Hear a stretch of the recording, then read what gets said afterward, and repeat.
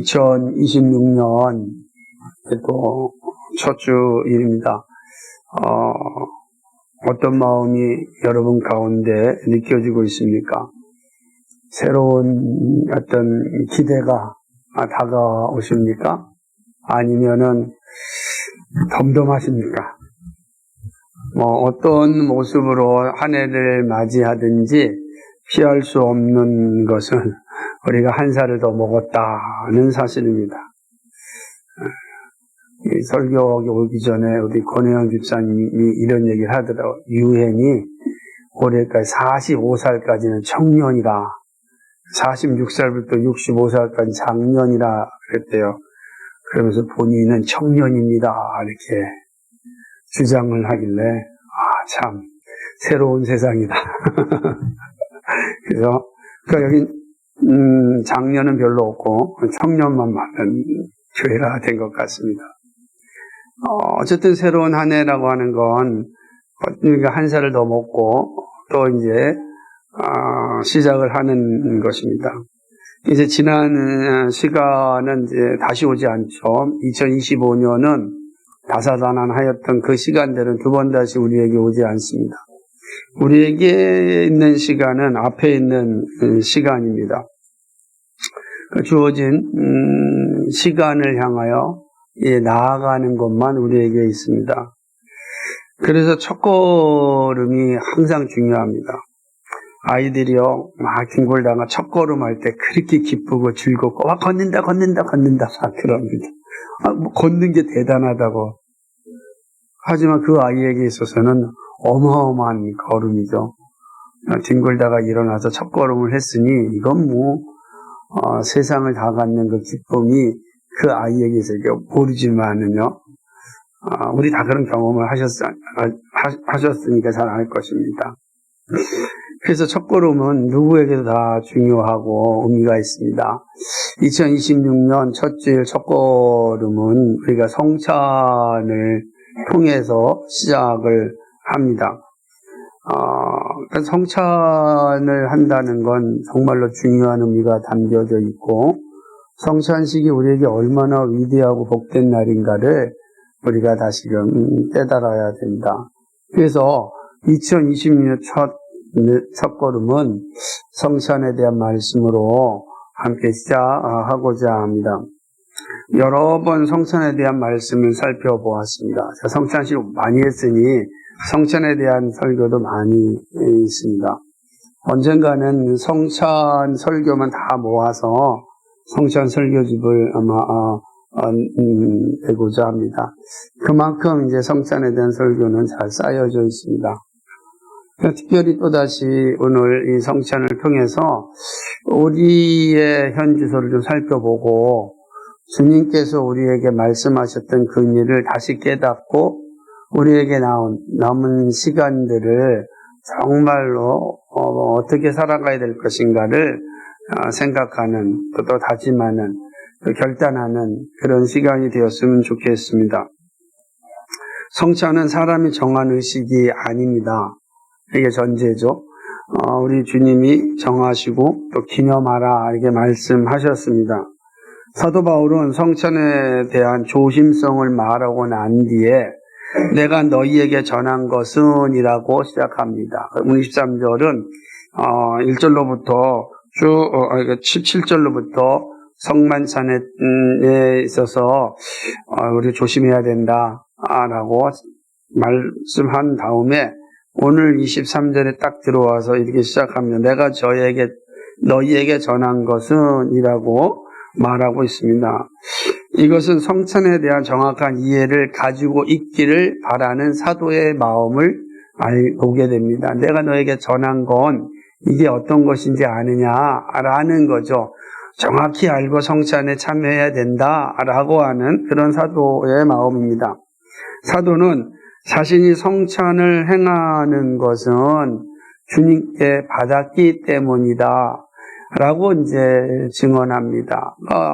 내가 내 뜻대로 내가 원해서 하는 게 아니고 주님께서 하라고 명령하셨기 때문에 주님께 명령을 받아서 지금 너희에게 전하는 것이다. 이렇게 설명하고 있습니다. 그러면서 성찬의 역사, 그 유래를 이제 알려줍니다. 주님께서 잡히시던 밤입니다. 주님께서 잡히시던 밤, 이건 역사의 한 시점입니다. 십자가에서 죽음을 당하시기 전 유월절을 지키기 위하여서 예수님께서 제자들과 함께 예루살렘에 왔습니다. 그리고 한 다락방에서 제자들과 함께 모여서 저녁 만찬을 하였습니다. 이 만찬을 하는 겁니다. 마지막 만찬이죠. 이제 유월절 예수님 십자가에서 죽으심을 아셨기 때문에 마지막 만찬을 제자들과 함께 먹고 있었습니다. 그때 예수님께서 거기에 나와 있었던 떡과 포도주를 가지고 놀라운 사실을 이야기합니다. 예수님께서 갑자기 떡을 가지시고 축사하신 후에 떼어 말씀하십니다. 이것은 너희를 위하는 내 몸이니 이것을 행하여 나를 기념하라 라고 하신 것입니다. 떡을 떼어주면서 하나의 떡이 떼어지면서 제자들에게 말하기를 이것은 너희를 위한 내 몸이니 라고 이야기하였습니다. 이것을 행하여 나를 기념하라.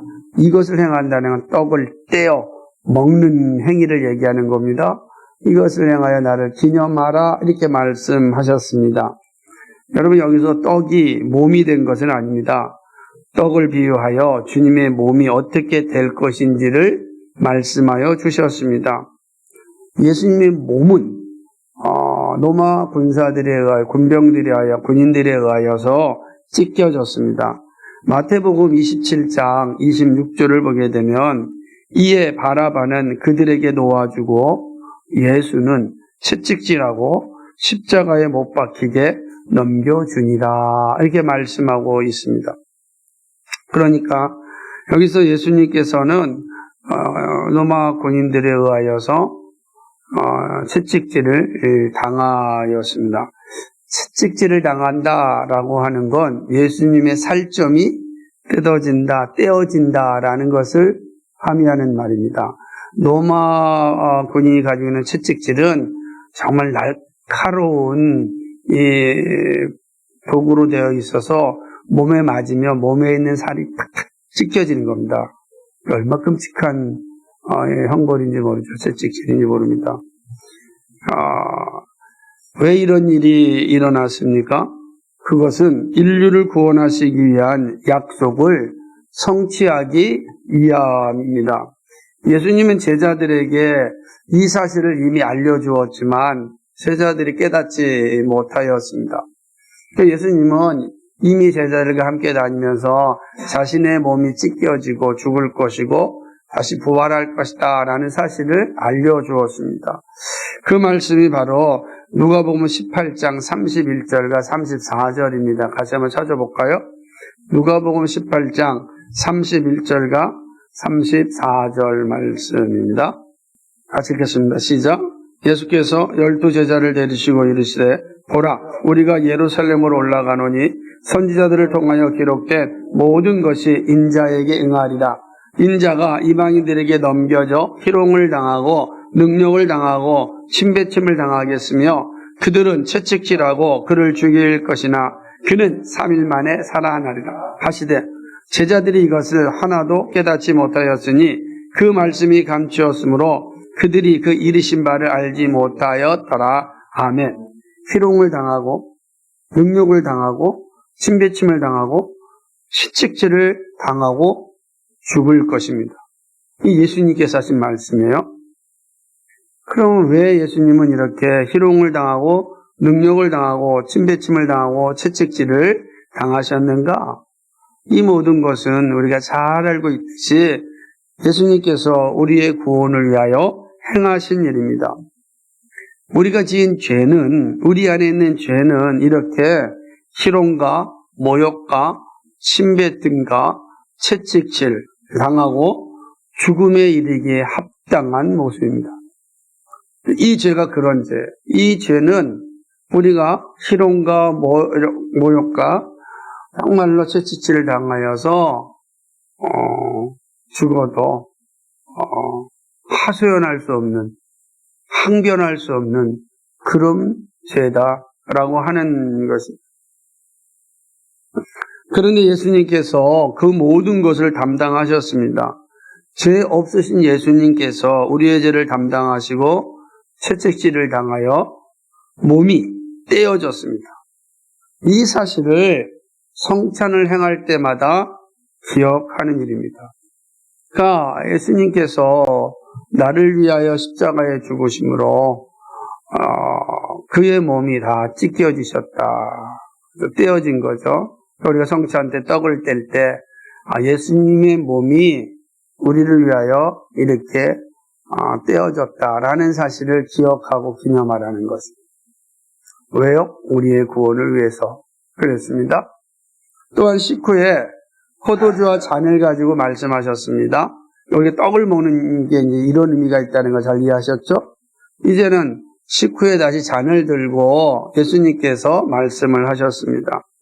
이 잔은 내 피로 세운 새 언약이니 이것을 행하여 마실 때마다 나를 기념하라 말씀하셨습니다. 25절에 있는 말씀입니다. 포도주를 마시면서 주님의 흘리신 피를 기억하라 이렇게 말씀하는 겁니다. 요한복음 19장 34절에 보면 그중 한 군인이 창으로 옆구리를 찌르니 곧 피와 물이 나오더라. 예수님이 십자가에서 달려있을 때 한 군인이 예수님의 허리에 옆구리에 창으로 찔렀습니다. 참 그때 창이 되게 무시무시한 창입니다. 그 창을 찔렀더니 피와 물이 다 쏟아졌습니다. 참 인간이셨던 예수님은 십자가에서 피를 다 흘리셨습니다. 죄인된 우리가 흘려야 할 피를 예수님이 다 흘리셨습니다. 죄 없으신 분이 피를 흘리시고 죽으셨습니다. 그런데 예수님께서 여기서 흘리신 피를 무엇이라고 표현하고 있냐면 새 언약이라고 말씀하십니다. 이 피는 단순한 한 인간의 피가 아니라 새 언약의 피라 이렇게 말씀하신 겁니다. 도대체 예수님께서 이렇게 새 언약의 피라고 말씀하신 이유가 어디에 있을까? 새 언약은 이미 구약 성경에서 말씀해 주셨던 내용입니다. 여러분 새 언약이라는 건 뭐예요? 구 언약이 있다는 의미가 되겠죠? 우리는 그것을 첫 언약이라고 이야기를 합니다. 혹은 행위 언약이라고도 말합니다. 첫 언약이 있었음을 우리는 생각할 수 있습니다. 예레미야 선지자가 예레미야 31장 31절에서 33절에서 이 새 언약에 대한 말씀을 전하였습니다. 여호와의 말씀이니라. 보라 날이 이르리니 내가 이스라엘 집과 유다 집에 새 언약을 맺으리라. 이 언약은 내가 그들의 조상들의 손을 잡고 애굽 땅에서 인도해 내던 날에 맺은 것과 같지 아니할 것은 내가 그들의 남편이 되었어도 그들이 내 언약을 깨뜨렸습니다. 여호와의 말씀이니라. 그러나 그날 후에 내가 이스라엘 집과 맺은 언약은 이러하니 곧 내가 나의 법을 그들의 속에 두며 그들의 마음에 기록하여 나는 그들의 하나님이 되고 그들은 내 백성이 될 것이라. 여호와의 말씀이니라. 아멘. 하나님과 사람이 맺은 첫 언약은 영생을 약속하였습니다. 아담과 맺은 첫 언약은 영생의 약속이에요. 선악을 알게 하는 나무와 생명나무가 있잖아요.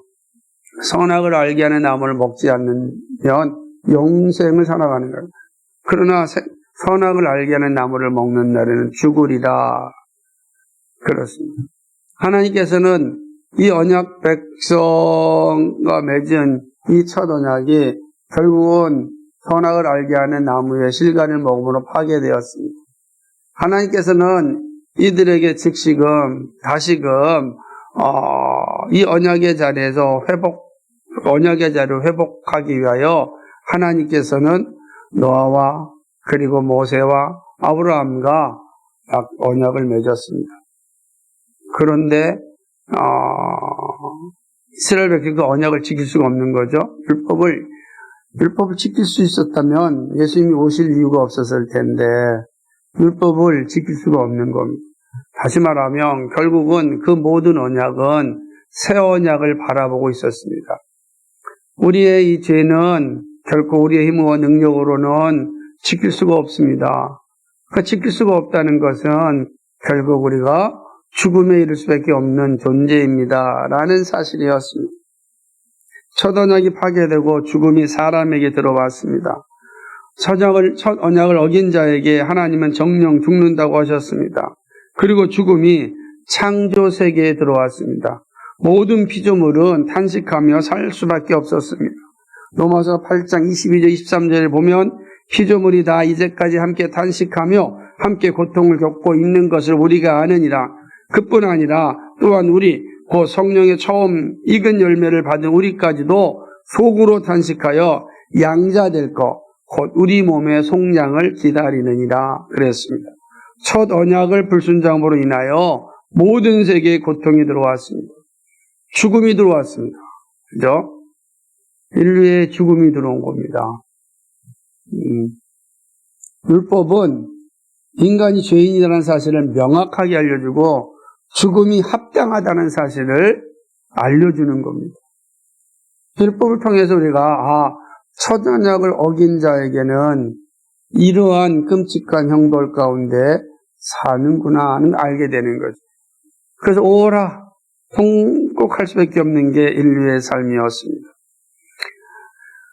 모든 세계에 들어온 이 고통 가운데 가장 큰 고통은 죽음의 고통입니다. 사람을 비롯한 피조물이 이 고통을 알기에 살아남으려고 본능적으로 몸부림칩니다. 모든 피조세계가 다 그렇습니다. 그러나 소망이 없습니다. 죽음의 포로가 된 피조물이기 때문에 그렇습니다. 그러나 하나님은 피조물의 고통, 자기 형상으로 지음받은 사람의 탄식을 안타까워하셨습니다. 하나님께서는 이 창조의 영광을 다시 회복하시기로 작정하시고 새 언약을 말씀하셨습니다. 사람이 원해서 할 수 있는 약속이 아닙니다. 전적으로 하나님의 주권으로 이루어지는 것입니다. 그러니까 내가 새 언약을 통하여 새롭게 되겠다 해서 새롭게 될 수 있는 게 아닙니다. 우리 가운데 죽음을 이기고 나는 영원한 삶을 살겠다 해서 살 수 있는 사람이 없습니다. 아무도 없는 것입니다. 그렇죠? 새 언약은 돌판에 기록된 것이 아니라 사람의 마음에 기록하였습니다. 새 언약이 사람의 마음에 기록된 것. 그게 바로 예수님의 피입니다. 그렇죠? 새 언약의 피가 바로 우리의 마음에 기록되어져 있습니다. 예수님의 피를 마실 때 우리는 새 언약의 성취를 누리게 됩니다. 이것을 우리는 주님과의 신비한 연합이라 여기 얘기합니다. 우리가 예수님의 피, 포도주를 마실 때 우리는 바로 예수님과 신비한 연합을 갖게 됩니다. 그리고 새 언약이 우리 안에서 성취가 되는 것입니다. 예수님은 십자가에서 흘리신 피가 새 언약이라고 하셨습니다. 포도주는 예수님의 피를 마시는 것입니다. 그리고 새 언약을 누리는 것입니다. 새 언약은 더 이상 죄가 주인 노릇하지 않는 것입니다. 나는 그들이 하나님이 되고 그들은 내 백성이 될 것이라는 말씀이 이루어지는 것입니다. 새 언약의 백성만이 하나님 나라의 백성이 되는 것입니다. 모두 되는 것이 아니라 오직 새 언약의 백성만이 하나님 나라에 들어가고 천국 백성으로 살게 되는 것입니다. 그리고 영원한 삶을 사는 것입니다. 죽음이 끝이 아니라 영원한 삶으로 이동합니다. 천국에서 만날 수 있는 자격을 가지게 됩니다. 이 놀라운 일이 십자가에서 이루어졌습니다. 예수님의 말씀대로 십자가에서 죽으셨습니다. 그리고 새 언약을 성취하셨습니다. 이제 새 언약의 자녀가 된 사람은 영원한 생명을 얻게 됩니다. 예수님이 이것이 새 언약의 피라라고 말씀하셨을 때 내가 새 언약을 성취하였다라고 하는 것이고 그 새 언약의 성취는 나는 너희의 하나님이 되고 너희는 내 백성이 되는 이 놀라운 역사가 이루어졌다라고 선언하는 것입니다. 사도 바울은 이렇게 증언합니다. 너희가 이 떡을 먹으며 이 잔을 마실 때마다 주의 죽으심을 그가 오실 때까지 전하는 것이라. 이것은 슬픈 소식이 아닙니다. 구원의 소식이고 영광의 소식이고 행복의 소식이고 영생의 소식입니다. 그래서 우리가 성찬을 행할 때마다 이렇게 외치는 겁니다. 나의 죄가 예수님의 십자가에 다 사라졌습니다. 나는 새 언약의 자녀가 되었습니다. 나는 죄에서 해방되어 영광스러운 삶을 살게 되었습니다. 이 선언하는 게 성찬인 것입니다. 축 처져 있는 게 아니라 내 죄가 사라졌습니다. 예수님의 피로 말미암아 나는 새 언약의 백성이 되었습니다. 나는 영원한 삶을 살 수 있는 영광을 얻었습니다. 예수님의 죽으심으로 나에게 이러한 선물이 주어졌습니다. 이것이 성찬이 주는 영광입니다. 우리가 무엇을 기념해야 하는지 알겠습니까? 주님의 십자가입니다. 나의 죄가 사라진 십자가입니다. 나의 생명이 새롭게 된 십자가입니다. 새 언약의 자녀가 된 십자가입니다. 천국 백성이 된 십자가입니다. 하나님이 내 안에 계시고 내가 하나님 안에 있는 이 놀라운 신비로운 연합이 바로 성찬을 통하여 우리로 하면 기억하라는 겁니다. 그리고 그걸 주님 오실 때까지 증거하라고 말씀하십니다. 놀라운 것은 성찬을 행할 때 주님께서 영으로 이곳에 임재하십니다. 그리고 우리 역시 영으로 하나님 앞 보좌 앞에 있게 됩니다. 여러분 한번 생각해 보시기 바랍니다. 주님이 이곳에 함께 계십니다. 우리 눈에 보이지 않습니다. 그러나 임재하고 있습니다. 여러분 이 성찬의 자리가 얼마나 거룩하고 영광스러운 자리인지 모릅니다. 이 거룩과 영광스러운 자리를 그래서 한 주 전에 강구하는 겁니다. 주님의 영적으로 임재하는 거룩하고 영광스러운 자리에 여러분 참여하십시오. 그런데도 이 거룩한 자리에 함께하지 못하는 참 불쌍한 사람들이 많이 있습니다. 왜 그렇습니까? 영적으로 임재하시는 주님의 은혜를 우리가 모르기 때문에 그렇습니다. 주님이 이곳에 함께 계십니다. 저는요, 그래서 우리가 매주일 하면 너무 좋겠지만 2달에 한 번씩 이 성찬을 행할 때마다 이 감격을 누려야 되는 거예요. 내가 주님의 지금 임재하시는 주님과 함께 있구나. 지금 여러분 옆자리에 주님이 함께 계신다고요. 이 놀라운 사실을 여러분 심정으로 깨닫게 되면 이 성찬이 얼마나 거룩하고 존귀하고 복된지 알게 됩니다. 주님이 나와 함께 하신다고요. 말로만 하는 것이 아니라 주님이 지금 나와 함께 하신다고요. 나보다 나를 더 잘 아시는 주님이, 나의 모든 것을 아시는 주님이 지금 이곳에 함께 계십니다. 그 주님과 함께 교제해 보십시오. 얼마나 영광스러운 것입니까? 하나님 보좌 앞에서 목사의 입과 손을 통하여 우리 주님이 성찬을 집례하십니다. 저희가 집례하는 건 도구이지 주님이 지금 제자들에게 하셨던 것처럼 지금 이 자리에 여러분 성찬을 베푸시는 겁니다. 주님께서 떡과 포도를 들어 이것을 먹어라, 이거를 마시라 할 그 모습이 지금 목사와 통하여서 도구로 사용될 뿐 실제로 영적으로 주님이 우리에게 성찬을 집례하십니다. 사랑하는 여러분, 성찬은 예수님의 사랑이 가득함을 느끼는 시간입니다. 나를 위하여 온몸을 찢기도록 사랑하신 주님을 기억하는 날입니다. 주님의 사랑, 누가 나를 위하여 자기 몸을 찢겨주겠습니까? 떼어주겠습니까? 오직 주님만이 우리가 아직 죄인 되었을 때에 우리를 사랑하셨습니다. 그리고 우리를 위하여서 자기 몸을 기꺼이 떼어주셨습니다. 주님의 사랑입니다. 우리가 이러한 사랑을 받았습니다. 참으로 놀랍고 감사하지 않습니까? 우리가 얼마나 소중한 사람인지 아십니까? 여러분이 얼마나 존귀한 사람인지 아십니까? 여러분이 얼마나 위대한 사람인지 아십니까? 예수님께서 여러분을 위하여서 자기 몸을 떼어주셨습니다. 우리가 이런 사랑을 받은 사람입니다. 이렇게 놀라운 사랑을 받았다면 감사와 사랑을 나누는 삶이 되어야 합니다. 어떠한 순간에도 낭망해서는 안 됩니다. 아니, 내가 이게 엄청난 사랑을 받았는데 이 세상에 왜 혼자라고 생각합니까? 그럴 수가 없는 겁니다. 우리는 놀라운 사랑을 받은 사람. 그래서 나에게 가진 것이 없다 할지라도 가장 행복하고 풍요로운 사람입니다. 내가 가진 것이 많다 할지라도 교만하지 않습니다. 겸손합니다. 하나님의 은혜임을 알기 때문입니다. 우리가 이러한 사랑을 받았다. 이게 성찬을 통해서 우리가 고백하는 것입니다. 여러분의 삶을 살아갈 때 어려움이 올 때 예수님의 이 사랑, 십자가의 사랑을 기억하시기 바랍니다. 사람은 살다 보면 수없이 많은 위기와 어려움과 고통이 오게 됩니다. 그때마다 사람을 보며 세상을 볼 때는 만족함이 없습니다. 여호와 하나님 한 분만을 볼 때 만족함이 있습니다. 그 가운데 우리 주님의 사랑을 기억하십시오. 우리 주님의 사랑. 그 사랑이 여러분에 살아있으면 여러분은 그 어떤 어려움도 이겨낼 수 있습니다. 뿐만 아니라 이 성찬은 새 언약의 백성됨을 선포하는 시간입니다. 우리는 옛 언약에 속하여 죽음에 이르지 않습니다. 우리는 죽음을 이기신 주님의 형제가 되었습니다. 예수님의 피가 우리 가운데 흐르고 있습니다.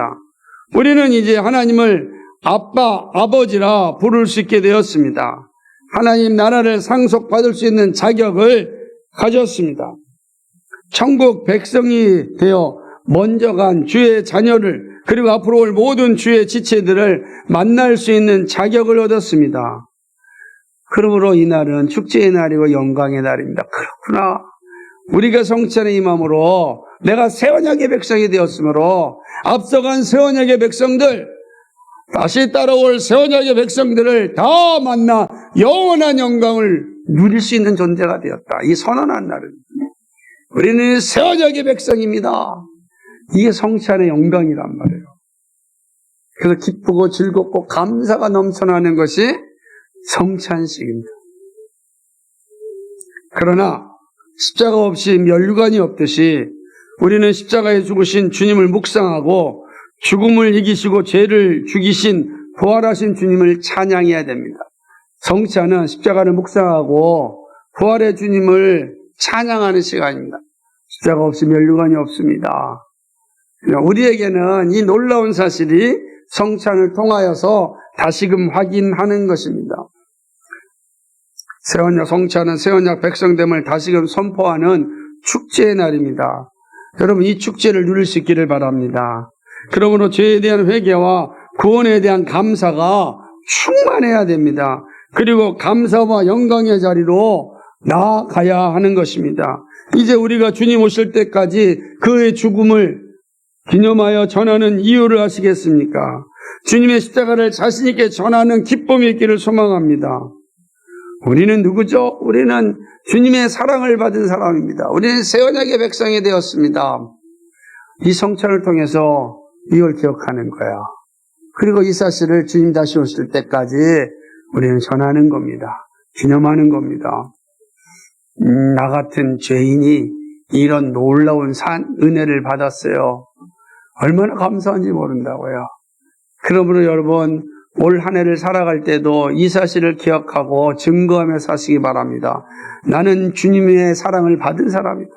나는 죄로부터 해방된 사람이다. 나는 구원받은 자이다. 나는 새 언약의 백성이 되었다.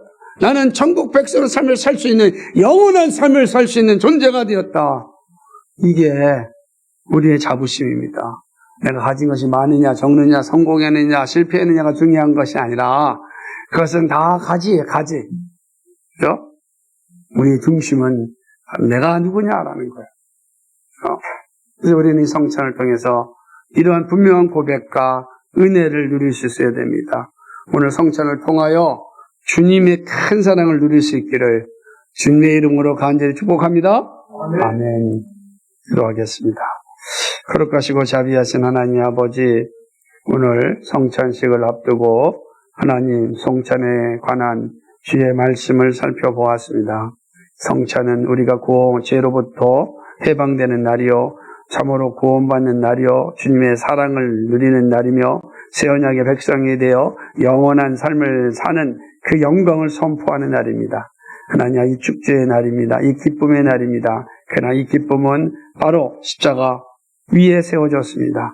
하나님 아버지, 십자가를 묵상하고 주님이시는 영광을, 면류관을 한번 소망하며 살아갈 수 있도록 인도하여 주옵소서. 이 놀라운 우리의 정체성을 분명하게 고백하며 살아갈 수 있도록 은혜 위에 은혜를 더하여 주옵소서. 감사합니다. 예수님 이름으로 기도하였습니다. 아멘.